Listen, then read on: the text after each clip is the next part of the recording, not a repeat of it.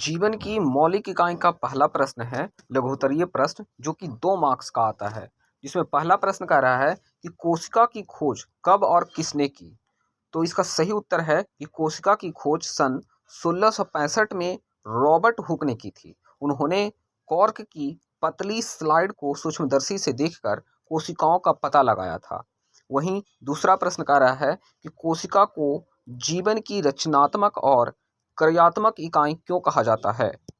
तो इसका right answer हो जाएगा कि कोशिका को जीवन की रचनात्मक और क्रियात्मक इकाई इसलिए कहा जाता है क्योंकि सभी जीवों का शरीर कोशिकाओं से मिलकर बना होता है। इसे कार्यात्मक इकाई इसलिए कहते हैं क्योंकि शरीर के सभी कार्य श्वसन और पाचन और वृद्धि कोशिकाओं के माध्यम से ही संपन्न होता है।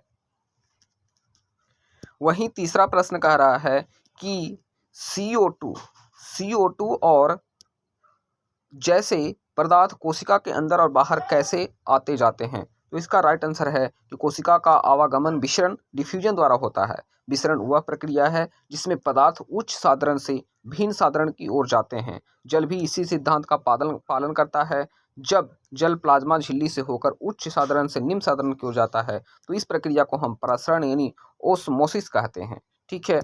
और चौथा प्रश्न कह रहा है कि प्लाज्मा झिल्ली को चयनात्मक पारगम्य झिल्ली क्यों कहा जाता है। तो इसका राइट आंसर है कि प्लाज्मा झिल्ली लिपिड और प्रोटीन से बनी एक पतली लचीली परत होती है। यह सभी पदार्थ को अंदर बाहर जाने की अनुमति नहीं देती, बल्कि केवल आवश्यक और विशिष्ट पदार्थों को ही प्रवेश का या निर्गमन की अनुमति देती है। इसी गुण के कारण इसे चयनात्मक अर्धपरागम्य झिल्ली कहा जाता है।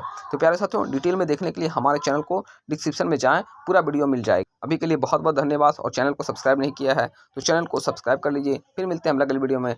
फिर अभी के लिए बहुत बहुत धन्यवाद।